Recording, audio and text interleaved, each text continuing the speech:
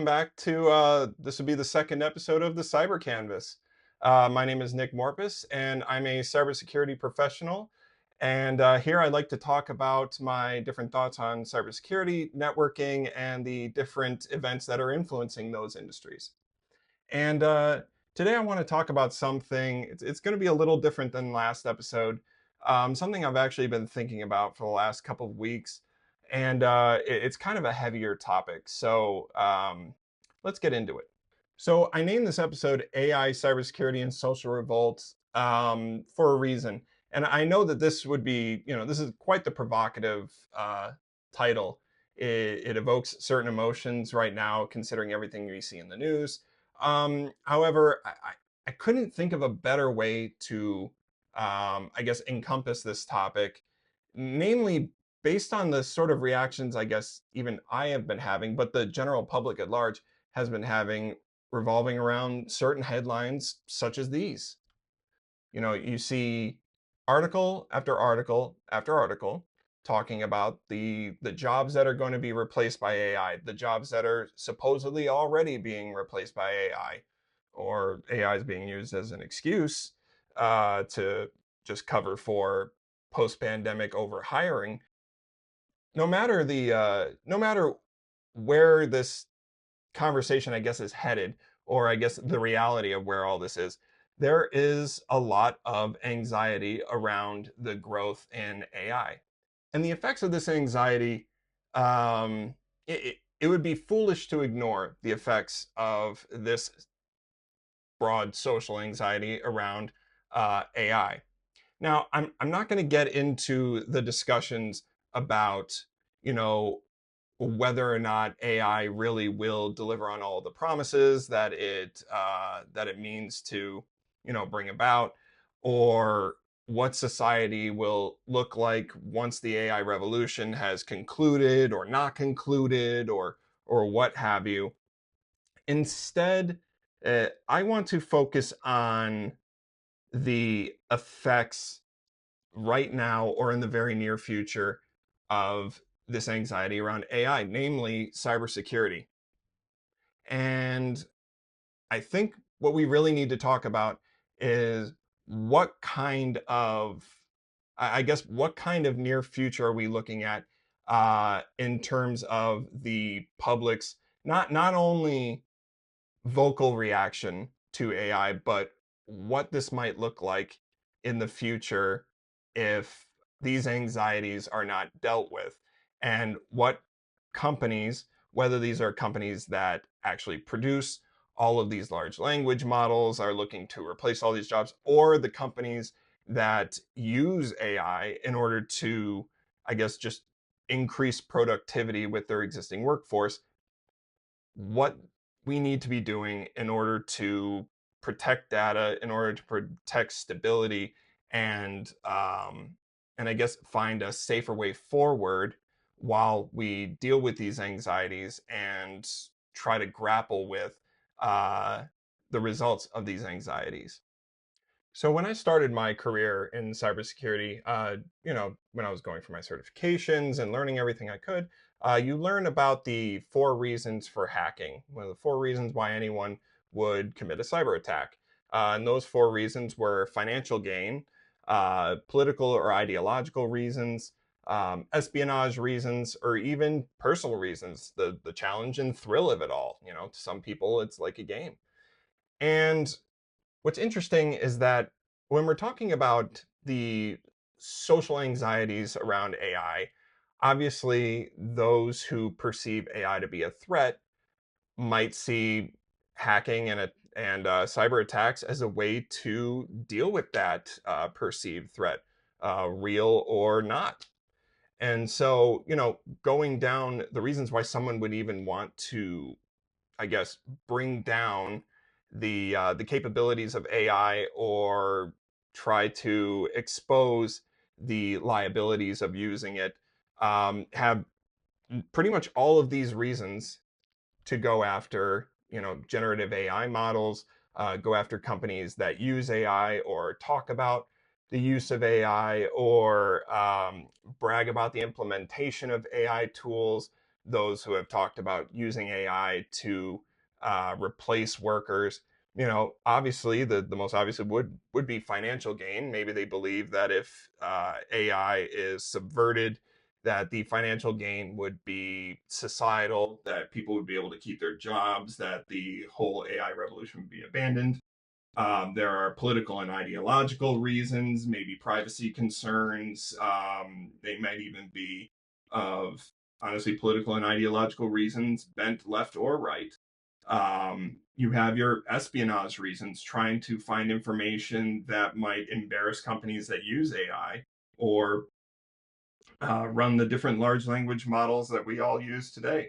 And of course, you'll always have your tag-alongs, those who are just there for the personal thrill and challenge of trying to bring down such a large technology and concept. And so, when we're talking about the social anxieties around AI and cybersecurity, it's always good to go back to the basics.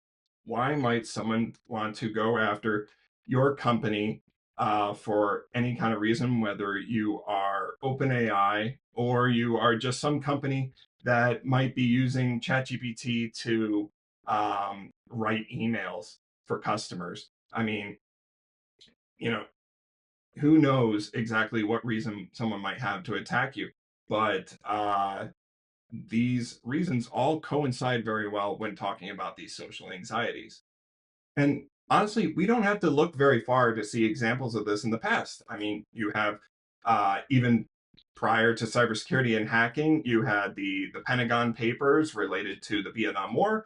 You had the DNC emails that were leaked to WikiLeaks, exposing certain DNC corruption or certain behaviors and things that were done in the DNC to subvert the supposed will of voters.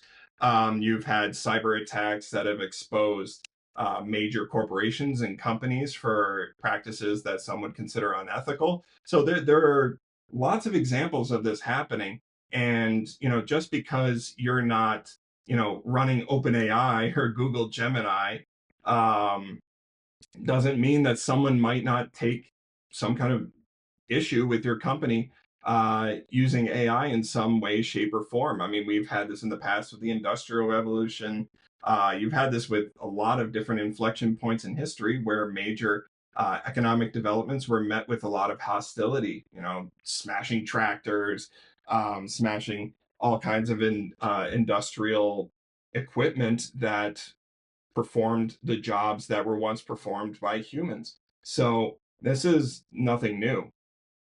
So with that in mind, I want to discuss 5 mandatory steps that all companies dealing in AI, whether you are creating the tools, using the tools, talking about the tools, or even talking about headcount, these are 5 mandatory practices that your company has to do in the age of AI if you want to protect your data, if you want to protect your reputation, if you want to protect your systems and your networks. These are 5 things that your company needs to do. So we're going back to basics. Step 1, you're going to want to baseline and set your data rules for all AI usage over your network and throughout your company. This includes every model, every data set, every prompt, RAG source, log, integration. You need a baseline to understand where you are currently at so that you can tell at some point when you set rules, anytime where there's a slight deviation, anytime there's something that gets stopped or skewed or is unusual, you want this baseline to understand how AI is being used at your company, for what purposes, when it's being used, what is being flowed through it, and everything that is integrated into it. You need to understand exactly how your AI is functioning and making your company function. And then once you have that, you need to classify all of this data and set rules around how certain data can be used, when it can be used, who it can be used by. This needs to be set as the baseline for everything that you do regarding AI. And the good news is that your company either has or is already looking into different tools that can help you in this endeavor. Things like CASB, DLP, other analytics programs that can help put all of this information into a readable and digestible format for you. What you really want are capabilities that have deep packet inspection, and other intelligent, I guess, categorization and reading capabilities, understand the ingress and egress AI traffic flows that are going in and out of your network, what it is that they're accessing, and who is accessing it and when. So once you have a baseline and understanding of what is traversing in and out of your network as regards to AI, you want to lock down access. And this can be done by means of zero trust policies that essentially establish a least privileged access to certain types of data. Obviously, you're not going to want your everyday employees to have access to sensitive financial data about the company that can be easily leaked out in generative AI prompts or through knowledge leakage with prompt injections. You want to set all of these different policies and control who it is that has access to what.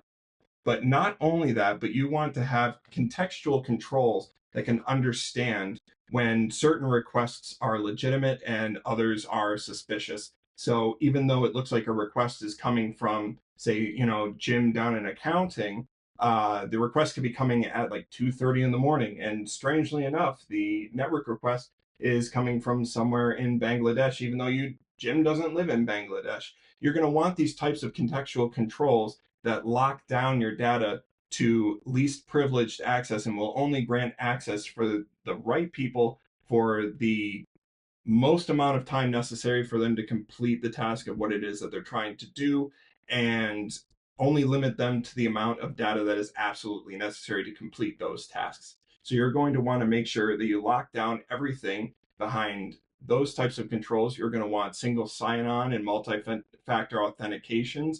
You're going to want to route your traffic through ingress and egress proxies.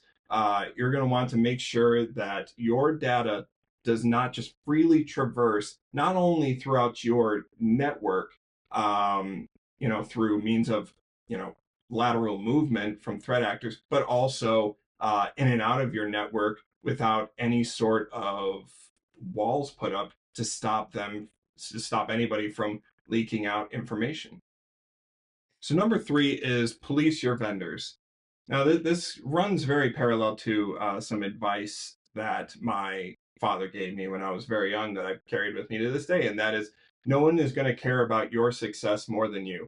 Well, I want to borrow that phrasing and say nobody is going to care about your data more than you. No one's going to care about your company's data. Nobody's going to care about your financial success or your privacy or your legal liability more than you. So you need to take it upon yourself to police your vendors and set standards for the types of data handling they will have access to, the compliance standards that they are going to have to live by, and make sure that they are actually living by them. You're going to have to secure the types of the types of scaling that they do. You're going to have to make sure that whenever data is entered into some sort of generative AI platform, that they are actually comporting with specific standards that are important to you. Additionally, you're probably going to have to set up different policies of data residency. How long do they have access to your data? How long will it be saved? What kind of deletion timelines are you looking at? These are all things that you're going to have to keep in mind, and you're going to have to hold your vendors to a specific standard if you hope to keep your company intact. If, say, you are targeted by those who would rather see your company fail during this revolution of AI. Step number 4 is creating AI guardrails. Now, similar to driving a car, obviously, the vast majority of us have the best of intentions when driving a car. None of us intend to swerve off the road, hit a tree, drive into oncoming traffic, or drive 20 miles per hour under the speed limit, unless you're a Portland native. in which case, you love driving 20 miles per hour under the speed limit. But you're going to need guardrails, similarly, to protect your data from incidental use by your employees, and by the AI tools that they use. This would include things like creating data redaction policies through DLP, making sure that it can read and understand sensitive data that is traversing in and out of your network, to understand and redact that information if and when it attempts to leave your network, leave your servers. You want to make sure that this data can be protected even when someone makes a mistake, because, we're all human, and even with the best of intentions, sometimes data will leak out, and you have to ensure that even when that could happen, that the policies you have in place will stop it from happening, and will also coach employees on correct AI usage that is in comports with your policies, and also um, essentially trains them on what to do next time if they are to come in contact with this type of data. So creating AI guardrails helps protect you from those who are, I guess, well-meaning actors, but just everybody makes a mistake every now and again, and you don't want a simple mistake to sink your company. The final step I want you to take is to drill incident response. Now, as you come to understand your specific baseline, understand how AI traffic flows and how it is used, you're going to want to continuously drill on what incident response looks like for your company. That's going to include running red team tests against your data, trying to, exfiltrate data out of your network, either through prompt injection, moving or copying information, inputting data into generative AI prompts, checking into specific standards that these AI providers purport to use. And you're going to want to continuously alert on anomalies, even reset your baselines if it looks like things are scaling up in certain ways, in legitimate ways, so that you're not setting off your security measures with tons of false positives. Because what's worse than, I guess, a false negative, since that would be one specific incident, a false positive is far worse, because over time, as false positives tend to build up, we tend to desensitize ourselves from the specific types of attacks that we could actually be experiencing. I mean, think about it. When's the last time you went running out your door because you heard a car alarm outside? It never happens. The false positives are just far too high. So you want to make sure that you're constantly drilling incident response, and also continuously monitoring the traffic flows of AI in and out of your network, so that you can understand exactly what is being used, how much it's being used, who it's being used by, and what certain anomalies really look like when they come about. Because without that, data will just be flowing out from under your nose, and you'll never even know it's happening until there's a major problem, and embarrassing information or very sensitive financial information is leaked onto the front page of the New York Times. And so, as a final topic, what I want to kind of cover, this isn't a cybersecurity uh, practice that you can integrate in order to thwart threat actors regarding AI. Instead, this is a PR message. Just to give it a little bit of background, I used to live in Washington, D.C. I lived there for 6 years. And they call the D.C. area the Beltway, because there's a highway that wraps around the entirety of D.C. and extends a little bit into Maryland, a little bit into Arlington, Virginia. And a lot of people there call it the Beltway bubble. And now, when you live in a bubble, you are describing a concept in which, people who live around a certain mindset, a certain industry, a certain educational background, financial disposition, It is describing a phenomenon in which people are isolated away from those who are not ingrained into that particular society. And they're isolated from the ways that they think, the way that they live their lives, and they are only exposed to one particular mindset. And I think it is very important that when we talk about things like AI and we talk about the future of AI and all of the wonderful things that it's going to do for us, we need to also be very cognizant of the types of anxieties that we create when we're talking about the potential for job replacement as a result of bringing about AI. It doesn't really help people's social anxieties when you have Amazon coming out and saying they're going to replace X 100,000 number of jobs with AI over the next coming years. Because when they hear, oh, Amazon is getting rid of or replacing 600,000 jobs with AI, they're not thinking, oh my gosh, yes, this is going to be so efficient. I'm so excited. No, what they think is oh no, there are 600,000 jobs off the market, and the competition for work just got that much harder. And I think we need to be very aware of how we talk about AI when we're living in this tech bubble with larger salaries and all this incredible innovation. This isn't some like major political statement, being quite the capitalist myself. But we need to think a lot more about how we talk about the future of AI, not just the things that it's going to replace, but also giving a lot more, I guess, time to topics about like how it's not only going to help people in their day-to-day lives, but there are potential plans and talks for how people are going to live in their day-to-day lives as AI becomes more of an ingrained part of everyone's lives.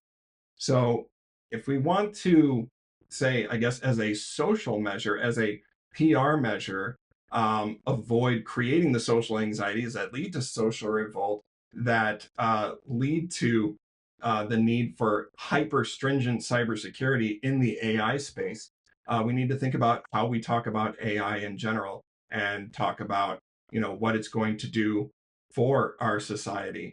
So it's very easy to have very pie in the sky ideas of what an AI future could look like, but we need to start thinking more about the concrete steps that we take in order to mitigate the rapidly onsetting social anxieties that discussions of AI are creating.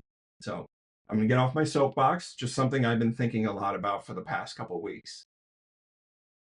So that about wraps it up for my second episode of the Cyber Canvas.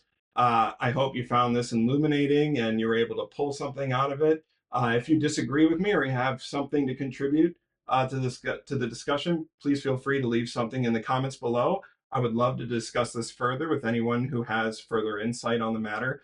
And you know, let's uh, let's go into this AI future with both eyes open, making sure that we are not just resting.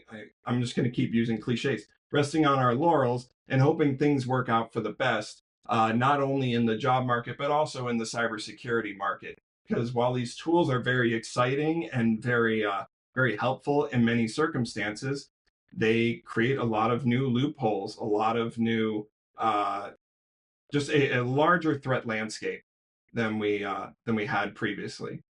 So thank you very much, and I'll see you on the next one.